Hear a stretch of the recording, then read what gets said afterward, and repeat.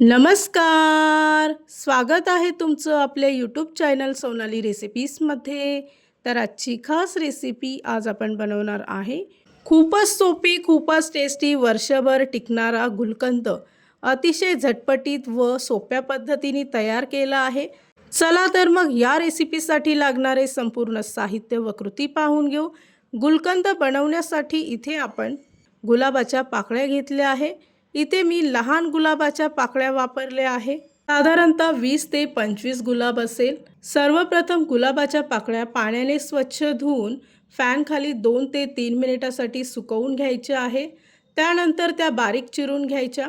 ही recipe खूप महत्त्वाची आहे. प्रत्येकाने ही रेसिपी आपल्या घरात तयार करून ठेवावी.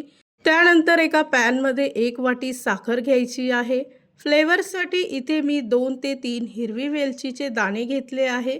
1 चमचा बडीशोप घ्यायची आहे आणि 1 चमचा मध घ्यायचा आहे. सर्व मिश्रण व्यवस्थित मिक्स करून घ्यायचं.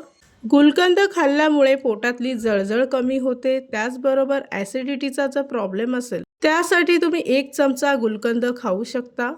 बारीक चिरलेल्या गुलाबाच्या पाकळ्या यामध्ये टाकून मिश्रण चांगलं मिक्स करून घ्यायचं आणि सतत स्पॅच्युला किंवा चमच्याच्या साहाय्याने हाय फ्लेमवर ही रेसिपी तयार करून घ्यायची आहे.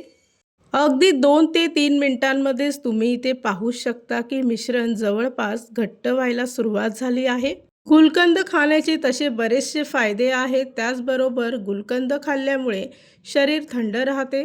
तयार केलेला गुलकंद पूर्णपणे थंड झाला की एका एअरटाईट कंटेनरमध्ये फ्रीजमध्ये तुम्ही वर्षभरासाठी स्टोअर करून ठेवू शकता. तयार झाली आहे आजची खास रेसिपी. खूपच टेस्टी, खूपच सोपी, वर्षभर टिकणारा, नॅचरल पद्धतीने तयार केलेला गुलकंद. ही रेसिपी तर तुम्ही नक्की ट्राय करून बघा. तुम्हाला खूपच आवडेल. जर का तुम्हाला हा आजचा व्हिडिओ आवडला असेल तर प्लीज लाईक, शेअर आणि कमेंट करा. चॅनलवर नवीन असाल तर सबस्क्राईब करा. सबस्क्राईब केल्यामुळे काय होईल, जेव्हा मी रेसिपीचा नवीन व्हिडिओ अपलोड करेल तर त्याचं नोटिफिकेशन तुमच्या मोबाईलवर येईल. आणि पुन्हा भेटूया आपण अशीच एक रेसिपी घेऊन.